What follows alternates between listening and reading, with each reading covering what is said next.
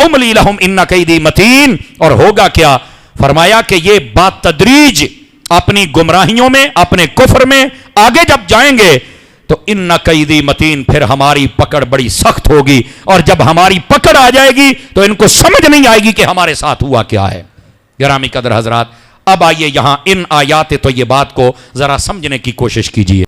गिरामी कदर हजरात, हदीस शरीफ में है, ये रूहुल बयान में इस आयत के तहत ये हदीस शरीफ मौजूद है।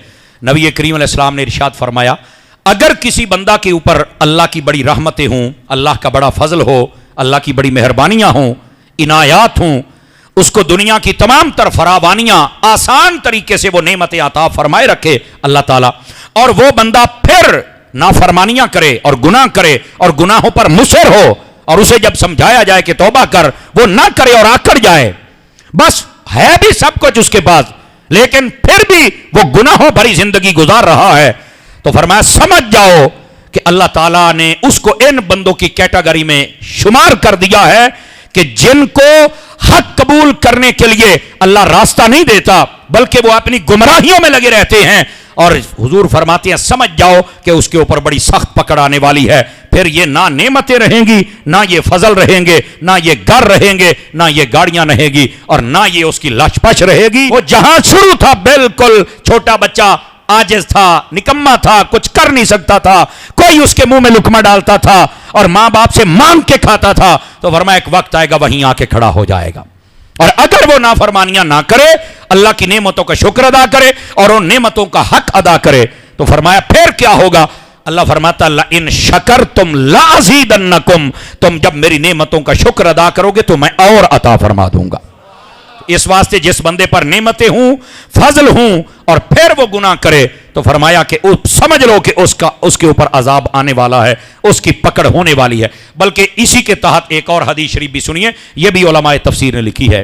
बनी इसराइल का एक बंदा था, उसने अल्लाह की बारगाह में अर्ज की, बारी ताला तूने मुझे इतने नेमतें और इतने फजल और इतने इनामात से नवाजा है, लेकिन मैंने तेरी फर्मा बरदारी वाला कोई काम नहीं किया। मैंने तो बड़ा इंजॉय किया, बज़ाहिर जो दुनिया में एक लफ्ज़ बोला जाता है, मैंने कोई तवज्जो नहीं की नेकियों की तरफ, बड़े गुनाह किए हैं, लेकिन तेरी तरफ से मेरे ऊपर कोई अजाब नहीं आया।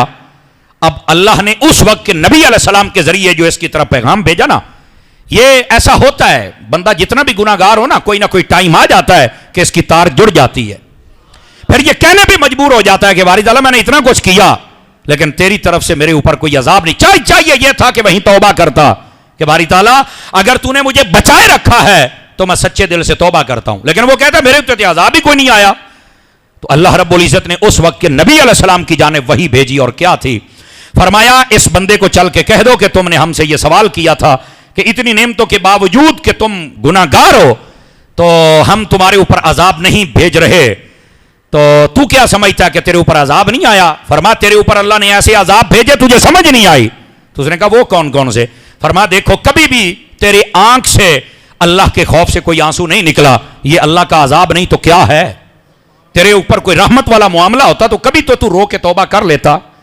और फरमाया तुमने कभी हक बात को कबूल नहीं किया, जो बात होता है छोड़ो यार, ये तो मौलवियों के किस्से हैं, ये तो मौलवियों की, ये कह के रद्द कर देता था। तो क्या ये तेरे ऊपर अजाब नहीं है कि हमने हिदायत कबूल करने के लिए तेरा दरवाजा ही बंद कर दिया हुआ है, ये तेरे ऊपर अजाब है।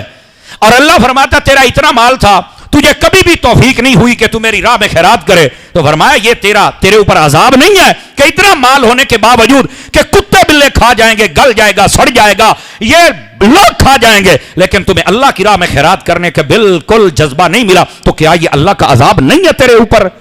अब उसने जब ये बातें सुनी तो रोने लग पड़ा, कहता है अच्छा ये भी एक अजाब की सूरत है।